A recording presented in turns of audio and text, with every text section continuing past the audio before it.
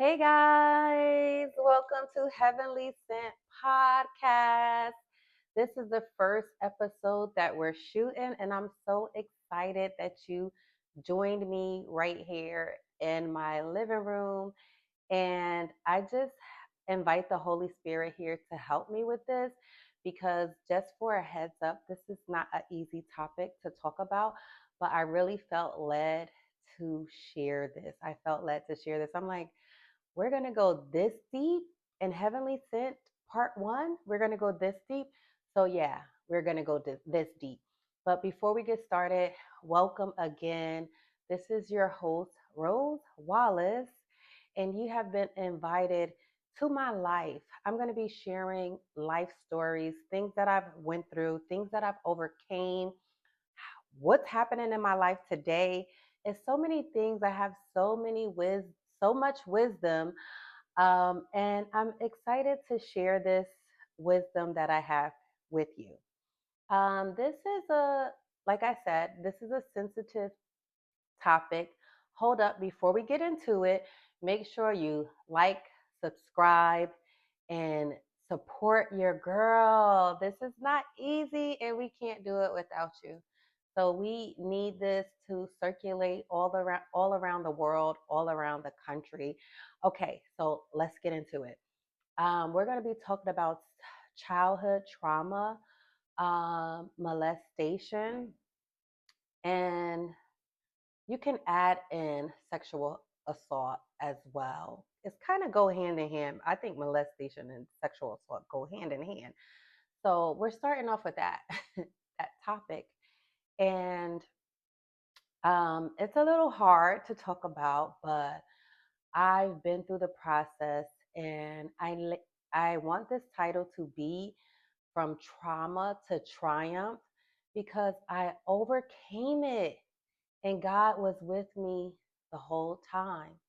So let's go back into time as a child, growing up in my grandmother's home. So many people in this home, her children, grandchildren, so many people grew up in this home. And so I was 8 years old and I experienced molestation. And they say that I think it's like 1 out of 3 women in the world experience some type of SA or molestation. I have to check the statistics, but it's something a lot of women experience this. So I'm going to travel back into eight to an 8 year old Rose and what I experienced. So, like I said, we all lived this in this home. In my bedroom, it was me, my mom, my sister. We're all in this one bedroom.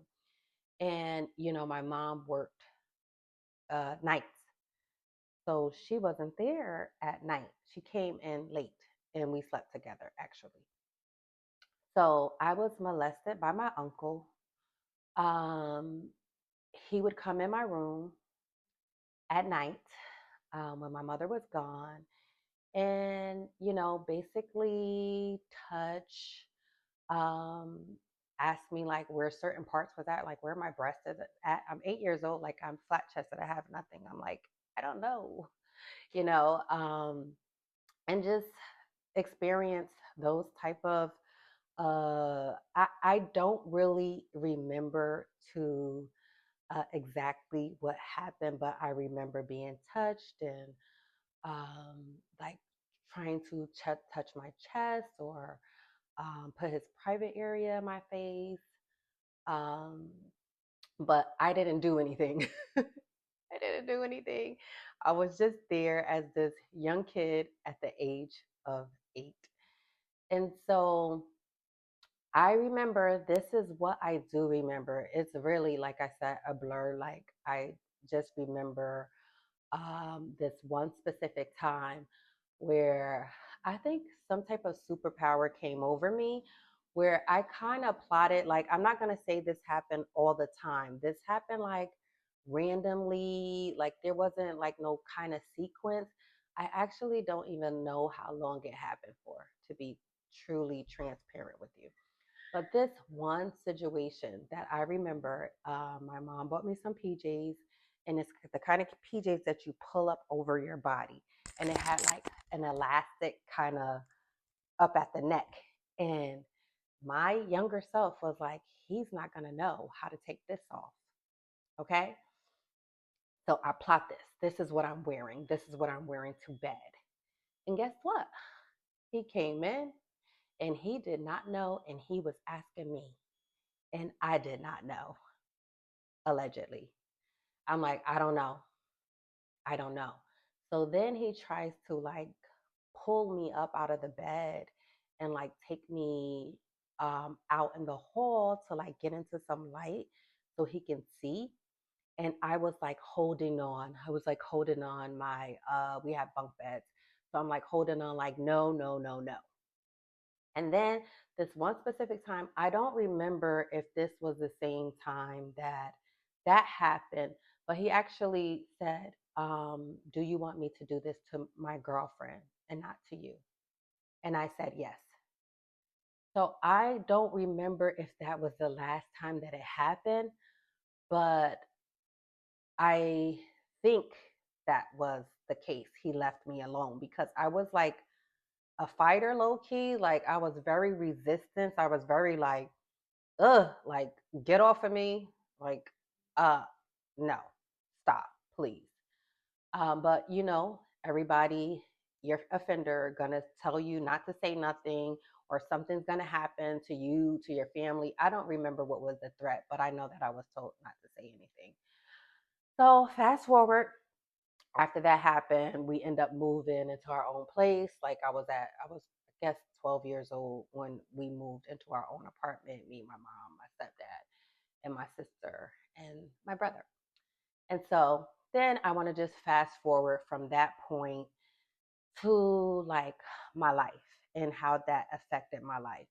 So basically, I just bury it. And some of us, if you comment below, if you have buried some things and you never want to talk about it and you never want to share it to anybody, you're like, I am grown. I don't need to ever mention this. This happened. The past is the past. It's whatever. And you just kind of like bury it. But God sees your heart. So, meanwhile, this is like resentment, anger, fear. All that is just harbored in your heart. So I start going on with my life. Like I'm pretty promiscuous. I'm outside. I'm like, thinking that I had to like please a man because like now I'm like tapped into like being sexual and having sex and just being very promiscuous as an adult. And I never know, like, we don't know what drives a person just like, okay, I'm with this person. And this, like, not that I was like around town, like, I just thought that this would be something with this person. And so, like, I'm doing all the things to think that if I do please him sexually, like, he will want me. And so I was just searching for love. How many of us searching for love in all the wrong places? Raise your hand. So I was just searching for love in all the wrong places. And fast forward, I got married. And while I was married, I always like had this fear because now, like, let's talk about it. Like, I have two children, they're both girls. And so, like, once I had my first daughter, I was like so like paranoid, thinking that this was gonna happen to her, thinking that, somebody was gonna do something to her and she was gonna experience that, not trusting no one. Okay. It was really, really hard. So like when I get married, I'm like, should I trust him? Like, I don't know. And so I start having these horrific dreams, you guys. It's crazy, like crazy dreams. And at the same time, my church had like a dream interpretation class. And I was like, yes, sign me up because I need to know what's going on with these dreams. Why are they so wild and why are they so crazy? Okay. So then we find out through the dream that God is going to break a generational curse in my family. So, what is generational curses? Generational curses are something that has happened through the bloodline.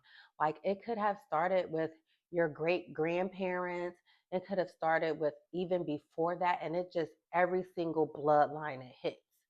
So if you like look at your life and see like something that's familiar, like, oh, why did this happen with, like maybe marriage? Like, none of my grandparents got married. None of my, my mom didn't get married. Like, those are type of the things that you want to look into.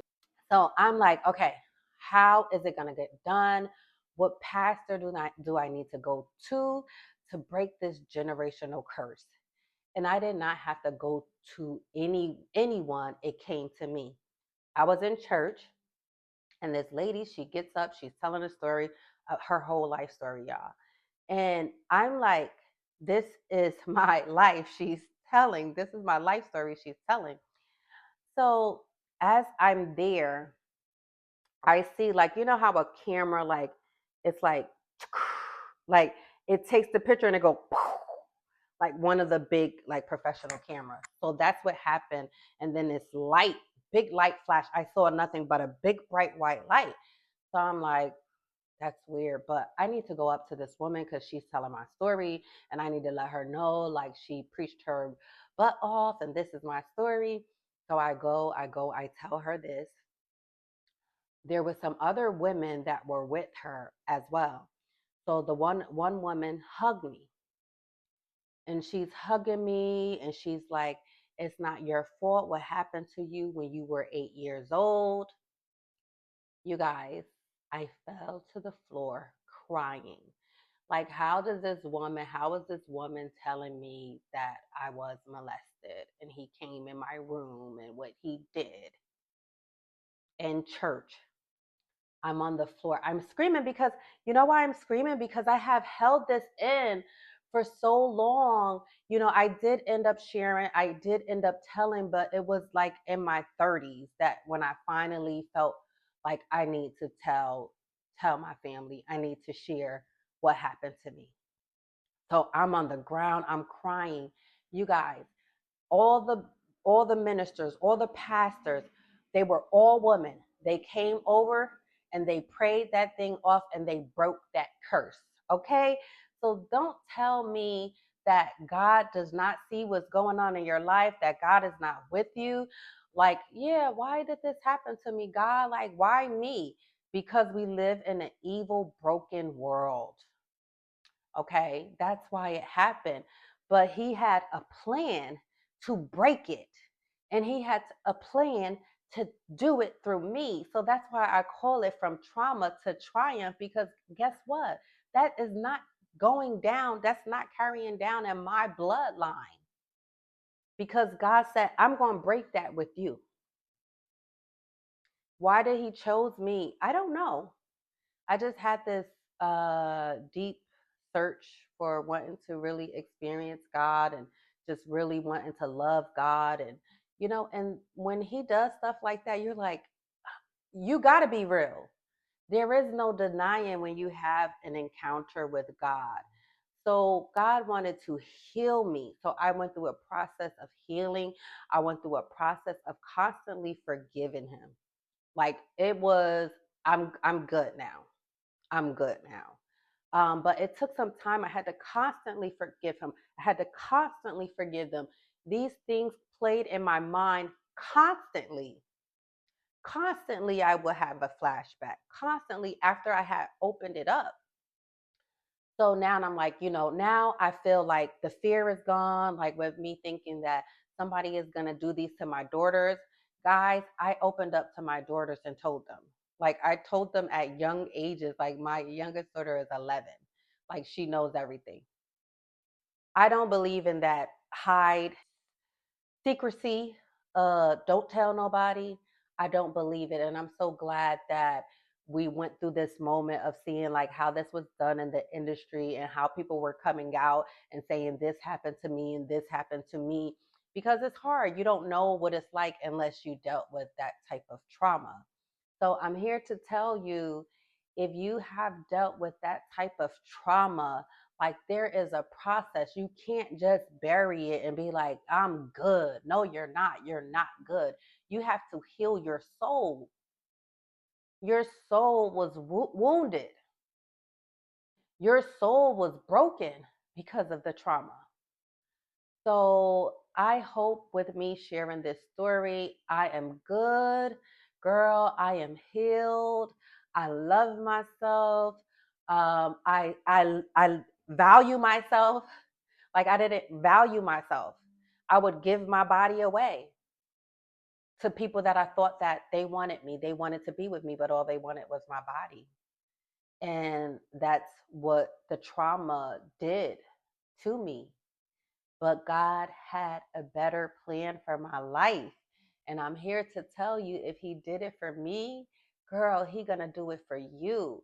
Like, don't keep holding that in. Don't keep it a secret. Let someone know. Tell someone. Tell someone you close to. Tell a friend, and get draw close to God. He will help you through it. He will show you.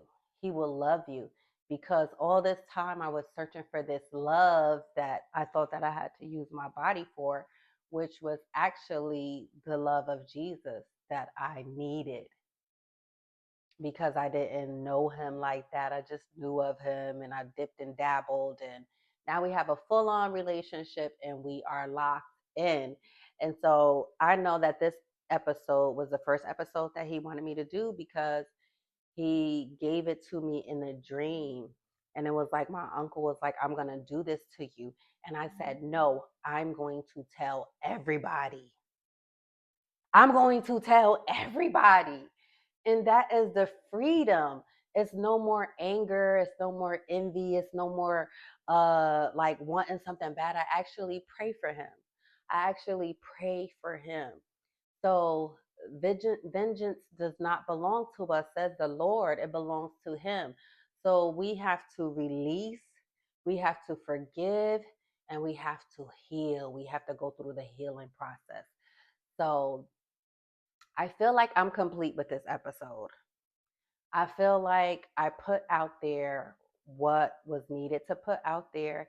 And I feel like this is going to touch someone, and this is going to heal someone, and this is going to like have someone to start the work.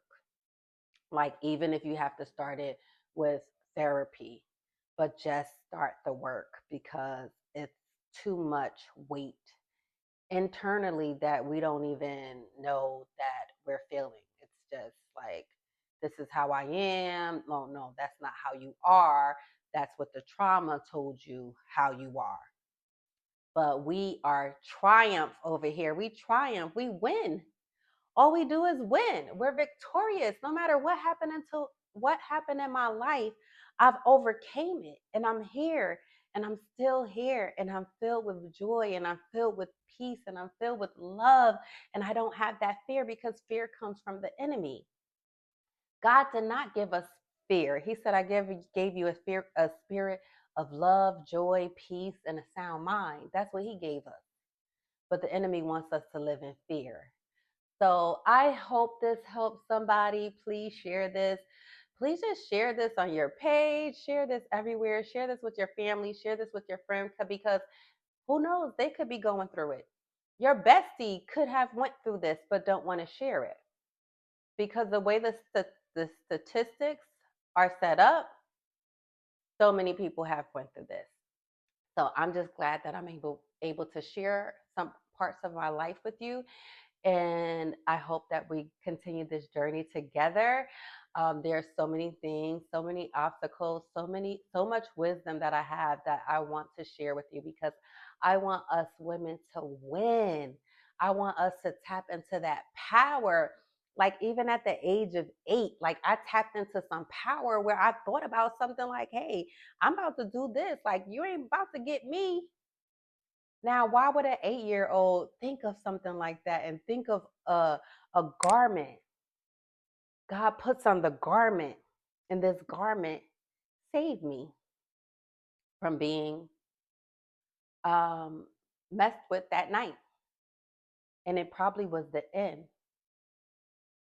because of God. And that's all I have. That's all I have.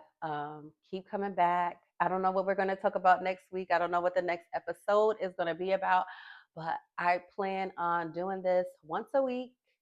And I plan on sharing something that's going to be helpful. Like, we got the new year coming in. Um, just being intentional with that, weight loss, health, all the things, beauty, fashion. Like, I'm into it all and I'm here for it all.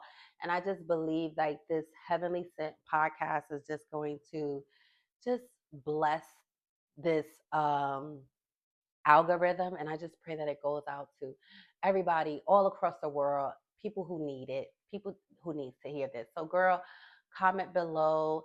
You could also reach out to me. I will give my email address, so you can reach out to me and I will check my emails to just comfort. No, matter of fact, let's do this. I have an Instagram. It is Rose Dance Fit. Go message me. I will look at my message and we could talk and we could chat there. But I'm praying for your healing. May God heal you. May He restore you. May He give you everything that the locust worm have taken from you. And may you have life and life more abundantly. And may you have a freedom to speak, a freedom to dance, a freedom to sing, a freedom to live your life to the fullest. I love you, friend. Thank you for coming to my podcast. Don't forget to like, don't forget to subscribe, don't forget to share. It's your girl, Rose Wallace, with Heavenly Sent Podcast, episode 1 just dropped. See you later. Bye.